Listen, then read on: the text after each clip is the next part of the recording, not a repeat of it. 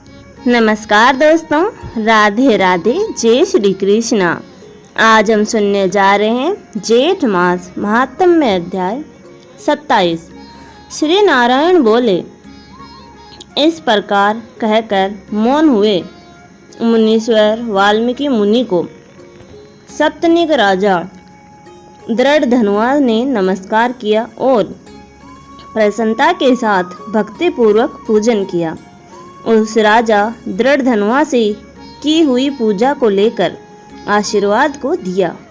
तुम्हारा कल्याण हो, पापों का नाश करने वाली सरयू नदी को मैं जाऊंगा।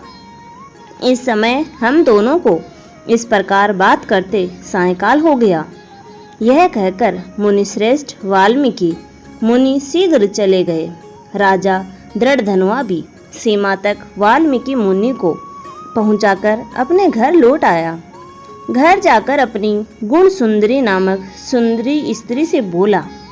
राजा दृढ़धनुआ बोला, ऐ सुंदरी, राग, दोष, द्वेष, लोभ, मोह, मद, मात्सर्य, इन 6 शत्रुओं से युक्त गंधर्व नगर के समान इस असार संसार में मनुष्यों को क्या सुख है। कीट विष्टा भस्म रूप और वात पित्त कफ इनसे युक्त मल मूत्र रक्त से व्याप्त ऐसे इस शरीर से मेरा क्या प्रयोजन है। हे वराह रोहे, अधूर्व शरीर से ध्रुव वस्तु एकत्रित करने के लिए पुरुषोत्तम का स्मरण कर वन को जाता हूँ। तब वह गुण सुंदरी ऐसा सुन के विनय से नम्रता युक्त तथा शुद्धता से हाथ जोड़ अपने पति से बोली। गुण सुंदरी बोली, हे नरपते, मैं भी तुम्हारे साथ चलूंगी। पतिव्रता स्त्रियों के पति ही देवता है। जो स्त्री पति के जाने पर पुत्र के गृह में रहती है, वह स्त्री पुत्रवधू के अधीन हो पराये गृह में कुत्ते के समान रहती है। पिता स्वल्प देता है और भाई भी स्वल्प ही देता है। अत्यंत देने वाले पति के साथ कौन स्त्री न जाएगी। इस प्रकार प्रिया की बात को स्वीकार कर पुत्र का अभिषेक कर स्त्री सहित शीघ्र ही मुनियों से सेवित वन को गया। दोनों स्त्री पुरुष महिलाएं के हिमालय के समीप गंगा जी के निकट जाकर जेठ मास के आने पर दोनों काल में स्नान करने लगे। हे नारद, कहाँ पुरुषोत्तम को प्राप्त कर विधि से पुरुषोत्तम का स्मरण कर भार्या सहित तपस्या करने लगे। ऊपर हाथ किए बिना अवलंब पैर के अंगूठे पर स्थित आकाश में दृष्टि लगाए निराहार होकर राजा श्री कृष्ण का जाप करने लगे।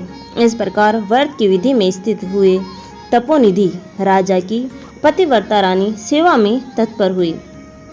इस प्रकार तप करते हुए राजा का जेठ मास संपूर्ण होने पर घंटी माओं के जल से विभूषित विमान वहां आए।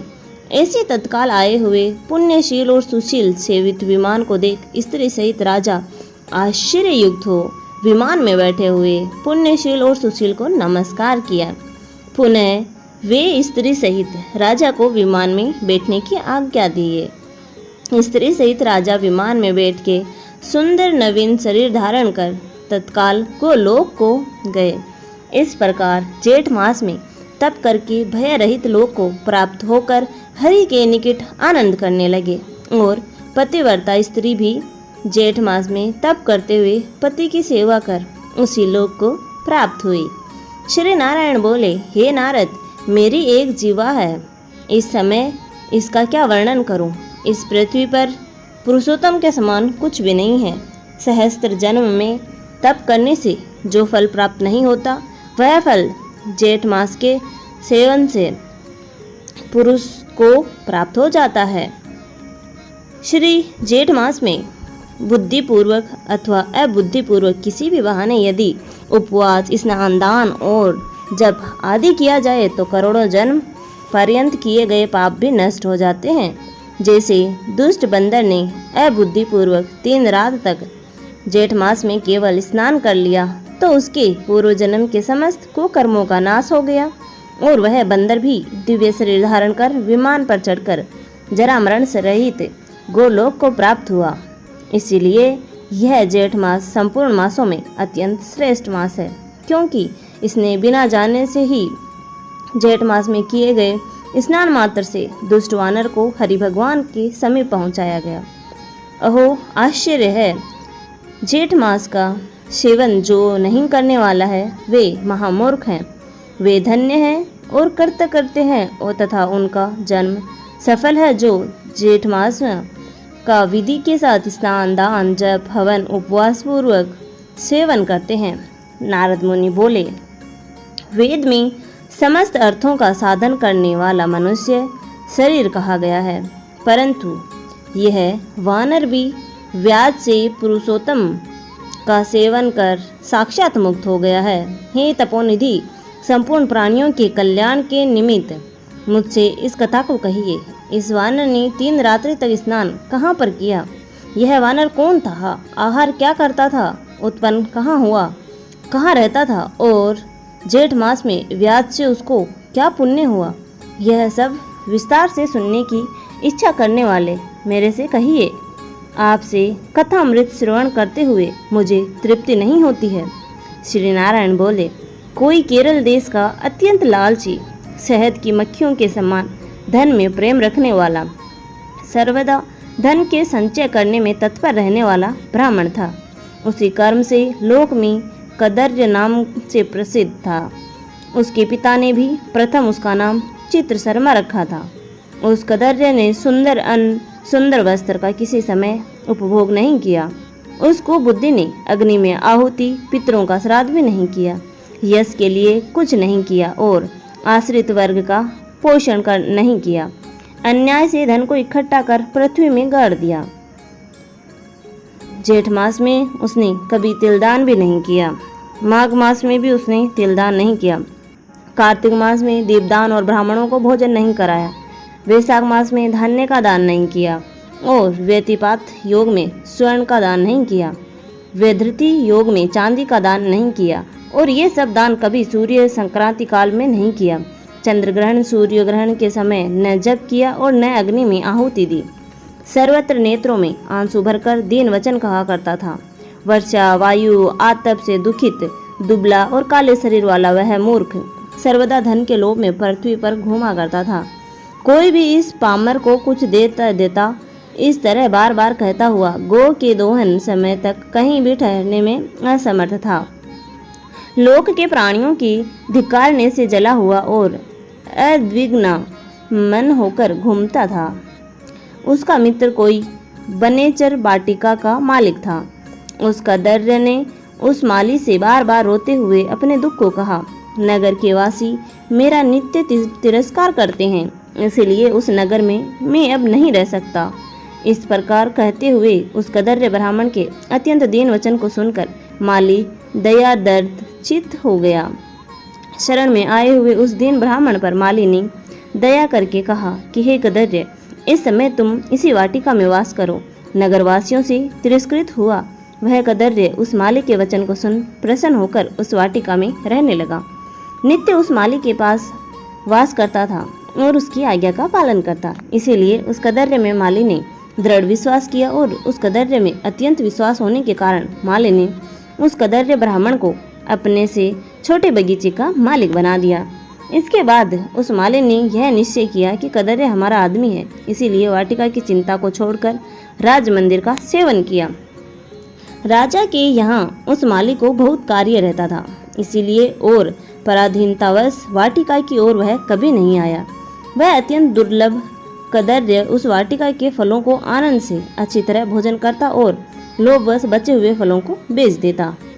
निर्भय पूर्वक उस बगीचे के फूलों को बेचकर सब धन स्वयं ले लेता था।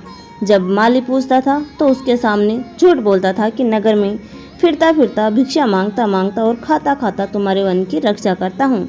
फिर भी पक्षीगण इस बगीचे के फलों को महीने में आकर खा जाते हैं। देखिए, मैंने कुछ खाते हुए पक्षियों को अच्छी तरह से मार डाला है। यहाँ चारों तरफ उन पक्षियों के मांस और पंख गिरे पड़े हैं। उन मांस के टुकड़ों को और पंखों को देखकर उसको अत्यंत विश्वास कर माली चला जाता है। इस प्रकार अत्यंत जर्जर उस दुष्ट कदर्य के वास करते 87 वर्ष व्यतीत हो गए। वह मूढ़ वहाँ ही मर गया और उसको अग्नि और काष्ठ भी नहीं मिला। बिना भोगे पापों का नाश नहीं होता, ऐसा वेद के जानने वाले कहते हैं। इस कारण हाहाकार करता हुआ यमदूतों के मुग्धकर के आघात से पीड़ित कष्ट के साथ अत्यंत भयंकर दीर्घ मार्ग को गया। पूर्व में किए हुए कर्मों को स्मरण करता हुआ और प्रलाप करता हुआ तथा बुद्ध बुद्ध अक्षरों में कहता हुआ कि ओहो आश्चर्य है, मुझ दुष्ट कदर्य के अज्ञान को देखिए। कृष्ण सार से युक्त पवित्र इस भारतखंड में देवताओं को भी दुर्लभ मनुष्य शरीर को प्राप्त कर मैंने धन के लोभ से क्या किया है, अर्थात कुछ भी नहीं किया, और मैंने जन्म व्यर्थ में खोया तथा मैंने बहुत दिनों में जो धन संचय किया था वह धन तो पराधीन हो गया। इस समय काल पास में बंधा पराधीन होकर क्या करूं? प्रथम मनुष्य शरीर को प्राप्त कर कुछ भी पुण्य कर्म नहीं किया, न तो दान किया, न अग्नि में आहुति दी, न हिमालय की गुफा में जाकर तपस्या की, मकर के सूर्य होने पर माघ मास में न गंगा के जल का सेवन किया, पुरुषोत्तम मास के अंत में 3 दिन उपवास भी नहीं किया और कार्तिक मास में तारागण के रहते प्रातः स्नान नहीं किया। मैंने पुरुषार्थ को देने वाले मनुष्य शरीर को भी पुष्ट नहीं किया। अहो आश्चर्य है, मेरा संचित धन पृथ्वी में निरर्थक गड़ा रह गया। दुष्ट बुद्धि होने के कारण जीवन पर्यंत जीव को कष्ट दिया और मैंने जठरा अग्नि को भी कभी अन्न से तृप्त नहीं किया। किसी पैरों के समय भी उत्तम वस्त्र से शरीर को आच्छादित नहीं किया, न तो जाति के लोगों को, न बंधुओं को, न स्वजनों को, न बहनों को, न दामाद को, न कन्या को, न माता पिता को, छोटे भाई को, न पतिव्रता स्त्री को, न ब्राह्मणों को प्रसन्न किया।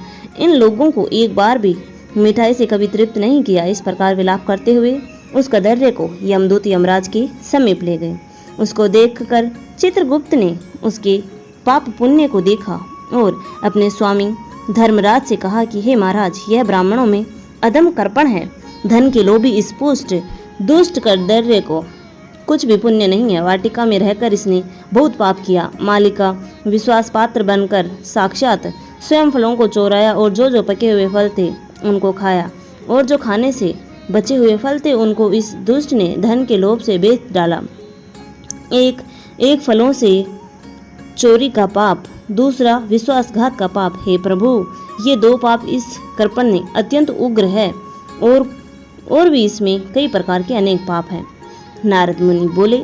इस प्रकार ब्राह्मण के पुत्र चित्रगुप्त के वचन को सुनकर अत्यंत क्रोध से युक्त धर्मराज ने कहा कि यह कदर्य 1000 बार वानर योनि में जाए और विश्वासघात का फल इसको बाद होवेगा। आज का अध्याय यहीं समाप्त होता है दोस्तों। धन्यवाद यहाँ तक बने रहने के लिए। आशा करती हूँ मेरी दी हुई जानकारी पसंद आती होगी। ऐसी ही जानकारी प्राप्त करने के लिए आप हमारे साथ बने रहे, उसके लिए आप हमारे चैनल को लाइक, शेयर एंड सब्सक्राइब करना ना भूलें। धन्यवाद।